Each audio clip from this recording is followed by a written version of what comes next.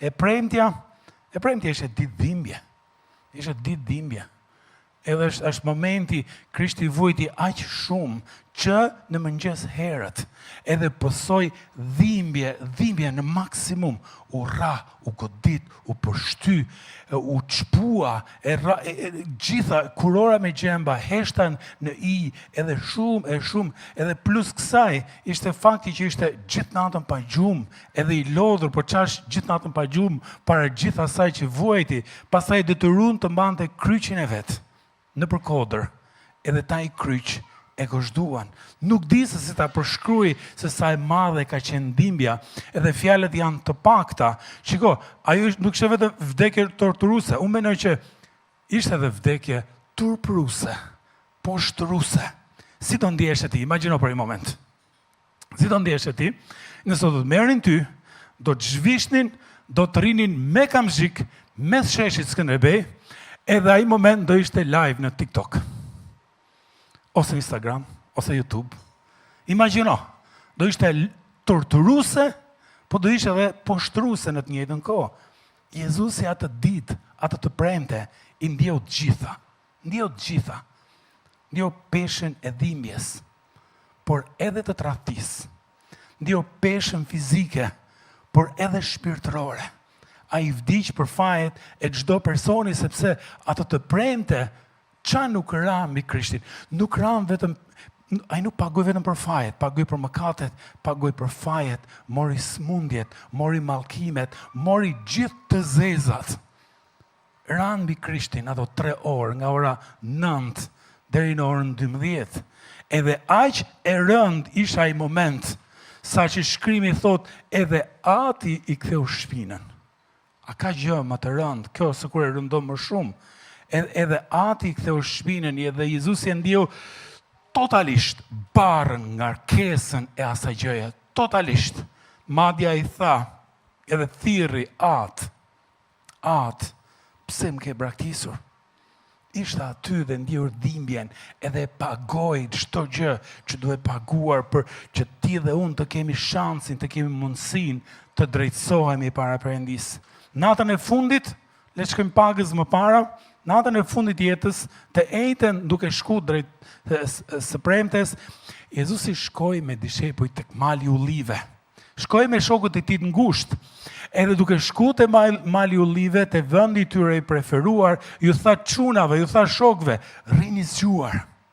Pse? Sepse shpirti është gati, për mishësh i dobët, rrini në lutje me mua. Edhe ju lut në kopshin e Getsemanis, edhe di qa lutje është, po e interpretoj lutjen. Jezusi tha, o atë, a ka në një mënyrë tjetër përveç kryqit? A ka në një mënyrë tjetër përveç vdekjes? Por edhe nëse s'ka, u bë vullnet yt. Dhe Jezusi e vuajti shumë atë gjë, edhe duke e vuajt për ne, e di që a thot shkrimi? Ai na kupton neve kur kalojmë të njëjtat vujtje. Duke kaluar çdo lloj dhimbje, ai na kupton neve. Shifet e Hebrejve ç'a thuhet. Hebrejve thotë 4:15 thotë kështu.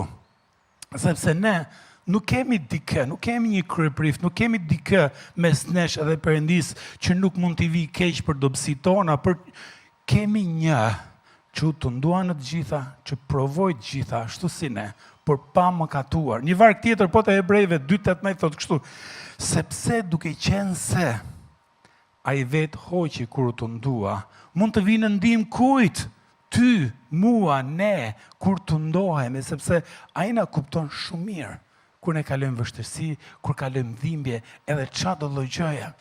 Prandaj nxitja ime nëse ti po kalon një të premte, që ka ditë të vështira, apo ke dhimbje, apo ke vështirësi, hajde mësojmë atë që bëri Jezusi, ta bëjmë edhe ne. Edhe e para është, le të bëjmë si bëri Jezusi. Jezusi çfarë bëri atë ditë? E para është, ndoshta kjo do t'ju habisin çik, kur je në ditë të vështirë, rri me ato që do më shumë. Nëse ti po kalon një të premte që është e vështirë, një situatë shumë të vështirë, rri me njerëzit që do shumë. Pse? Sepse natën e fundit, gjëja e fundit që bëri Jezusi para se të ikte në qiell, ç'a bëri? Mblodhi shokët e tij. nuk iku në vetmi në ditë të tilla, mori miqtë e tij dhe ndej me ta. Edhe vetëm ta dish që ke dikë afër që të do, edhe të mirë kupton, ta lehtëson shumë dhimbjen. Edhe së bashku shkuan tek vendi i preferuar, ishin 11, nuk ishin 12, Juda mungonte, ishin 11 aty, edhe ju tha atyre në ditën më të vështirë, miq, kam nevojë për ju. Ata shohim Mateu 26, vargu 36, 38, thotë kështu. Atëherë Jezusi shkoi bashkë me ta dhe u tha dishepujve, uluni këtu, ndërsa unë po shkoj aty të lutem si pagës më tutje, sepse shpirti im është thellësisht i trishtuar deri në vdekje. Qëndroni këtu, rrini zgjuar bashkë me mua. Jezusi e dinte çfarë priste.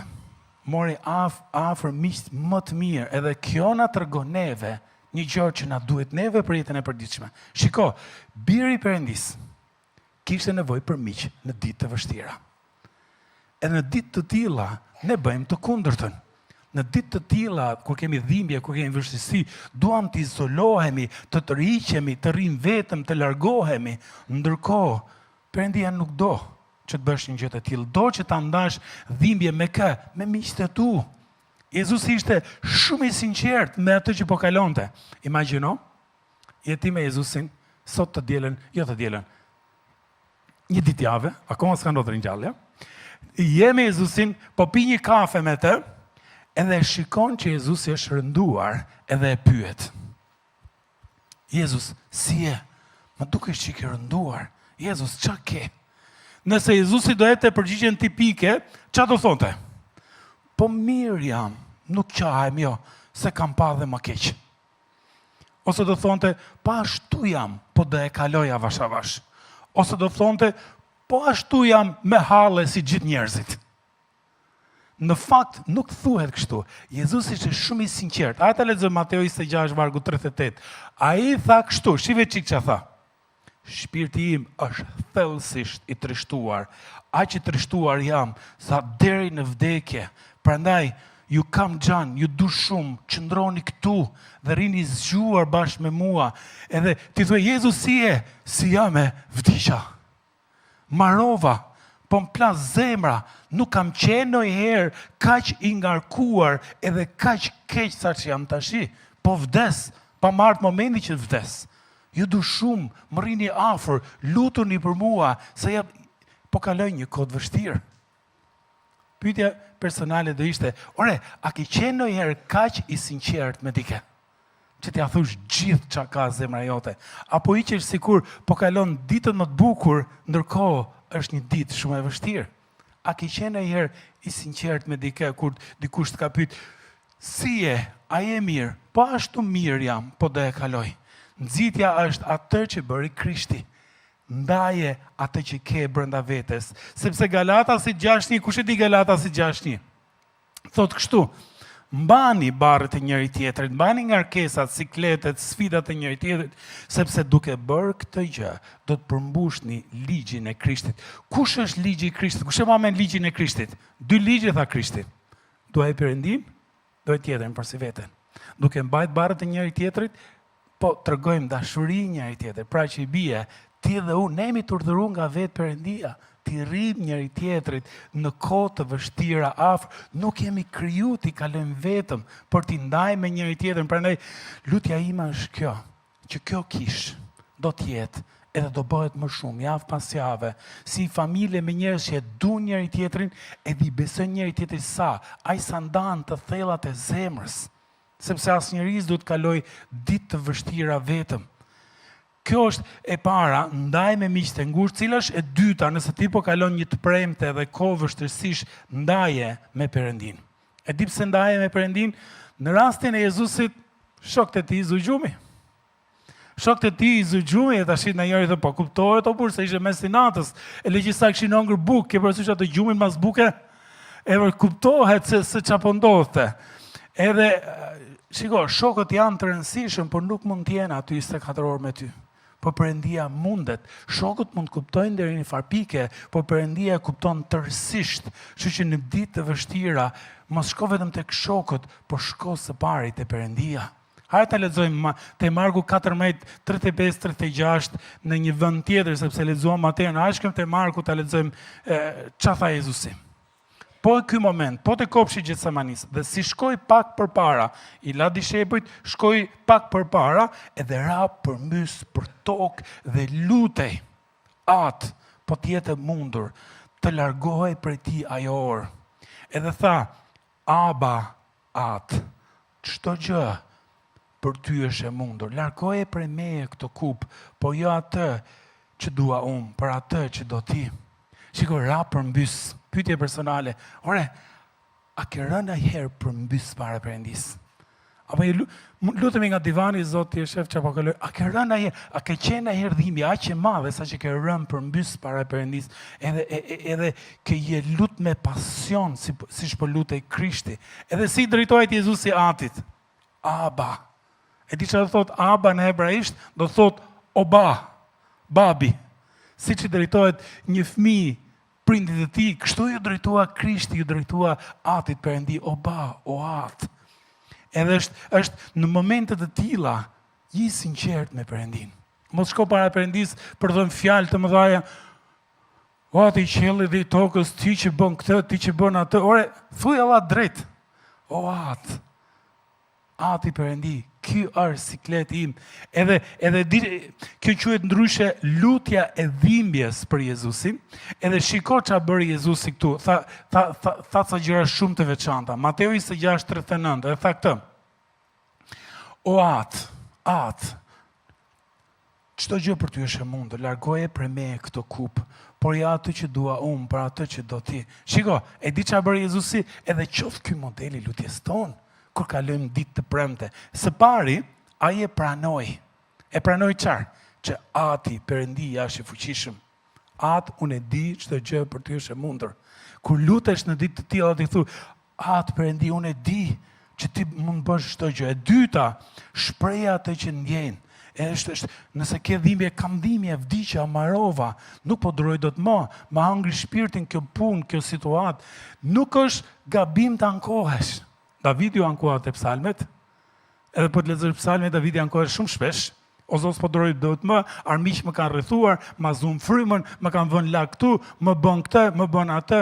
Edhe Krishti e shprehu atë që kishte brenda vetes. Çfarë tha Krishti? Nëse është e mundur, ai largon këtë kup prej meje. E kemi modelin. Kështu që thuaj atë që ndjen.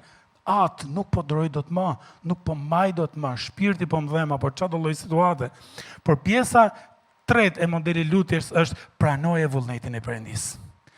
Jezusi e pranoi kush ishte Perëndia, e shprehu ndjenjat e tij, ama tha, atë nëse është vullneti jot, vazhdo. Edhe Perëndia shikon përtej asaj që shikojmë ne. Perëndia pa përtej dhimbjes kryqit, na pa ne. Sepse atë që do kalon te Krishti në kryq, do sillte fitoren mbi gjithë botën. Edhe vazhdimi është sa mbaroi lutjen, erdhën ushtarët, e arrestuan, Jezusit i bën 6 gjyqe brenda një nate. O të keqen. Mos na raf puna me shku në për gjyqe, po të vi radha për të bëjnë gjyqe, marrë punë, më kështë di kur bje mas 6 muaj, 6 gjyqe për pak orë, bim, edhe për ngusnin shpejt, ja çdo norme, ja çdo gjë normale, edhe pastaj e rrahin edhe e çojnë në kodrën e Golgotës, edhe aty e kryqësojnë.